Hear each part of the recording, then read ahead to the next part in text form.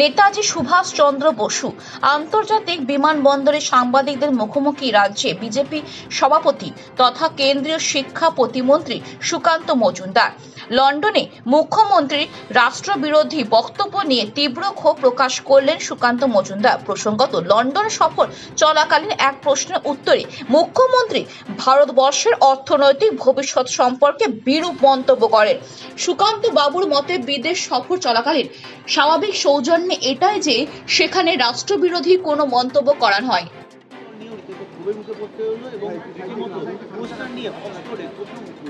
দেখুন, বাংলার মান সম্মান ডুবিয়ে এলেন মুখ্যমন্ত্রী আর একবার যথারীতি।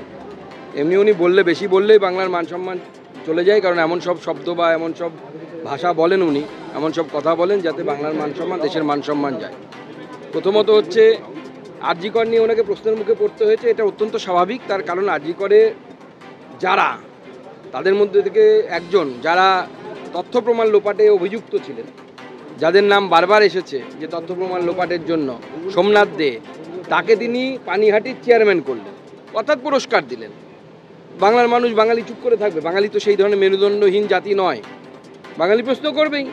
কলকাতাতে করতে পারে না, কারণ কলকাতাতে পুলিশ ঘিরে রাখে, তাই পুলিশ সরিয়ে দিন, মাননীয় মুখ্যমন্ত্রীকে কলকাতাতে রাস্তায় দাঁড় করিয়ে বাঙালিরা প্রশ্ন করবে। উনি যেভাবে ভারতবর্ষের মাটির বাইরে গিয়ে ভারতবর্ষের ক্ষতি করার চেষ্টা করছেন, ওখানে বলছেন, সাংবাদিকরা বলছে যে অমুক রিপোর্ট অনুসারে ভারতবর্ষে 1 নম্বর অর্থনীতি হতে চলেছে আগামী দিনে। মুখ্যমন্ত্রী বলছে আই ডিফার। আপনি তার মুখ্যমন্ত্রী না অন্য কোনো দেশের মুখ্যমন্ত্রী? আমরা তো সেটা বুঝতে পারছি না। অন্য কোনো দেশের রাজ্যের মুখ্যমন্ত্রী। আপনি ভারতবর্ষের বিরোধিতা করছেন, ভারতবর্ষের মাটি বাইরে গিয়ে অন্য দেশের মাটিতে দাঁড়িয়ে। দেশদ্রোহিতার কাজ। এই কাজ একজন মুখ্যমন্ত্রী সংবিধানের শপথ নিয়ে করা উচিত। আপনি ভারতবর্ষ পৃথিবীর 1 নম্বর অর্থনীতি হবে, ভারতবর্ষ অর্থনীতিতে ভালো কাজ করছে, আর আপনি বলছেন আই ডিফার। কী ধরনের কথাবার্তা? টাটা চলে গেছে, এটা পশ্চিমবঙ্গের জন্য অত্যন্ত খারাপ ঘটনা ঘটেছিল। আজও তার ব্যাকল্যাশ, যাকে ইংরেজিতে বলে, তার প্রভাব আজও বাংলার শিল্পায়নে বারবার পড়ছে। এই 14 বছরে আমরা মুখ্যমন্ত্রীকে একটিও শিল্প কলকারখানার ফিতে কাটতে দেখতে পাইনি এখনো পর্যন্ত। আগামী দিনেও দেখতে পাবো কিনা আমার যথেষ্ট সন্দেহ আছে। তবে এটা ঠিক, আমরা প্রতিশ্রুতি দিচ্ছি যে ভারতীয় জনতা পার্টির সরকার 26-এ গঠন হওয়ার পর আমরা টাটাকে ফেরত আনবো। এবং টাটা যেরকম উত্তর পূর্ব ভারতে, যেখানে কেউ ইনভেস্ট করতে যাইতো না এক সময়, মোদিজি আসার পর পুরো সিনারিও চেঞ্জ হয়ে গেছে।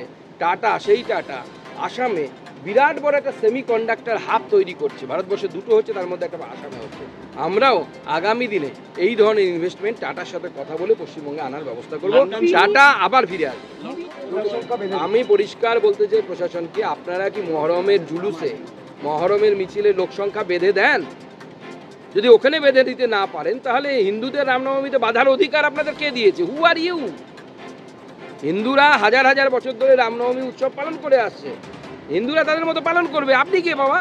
কোন হরিদাস পাল? আপনার কিছু বলার নেই। আপনি যদি মহরমের করতে পারেন তখন বলবেন। হিন্দুদেরকে অস্ত্র নিয়ে রামনবমী করতে দেন না, অথচ মহরমে অস্ত্র নিয়ে তরোয়াল ঘুরিয়ে যাচ্ছে। মহরমের তরোয়ালটা কি সেকুলার? সেকুলার রসে চুবিয়ে নিয়ে এসে তারপরে ঘোরানো হয়। আর হিন্দুদের অস্ত্রটা কি সাম্প্রদায়িক?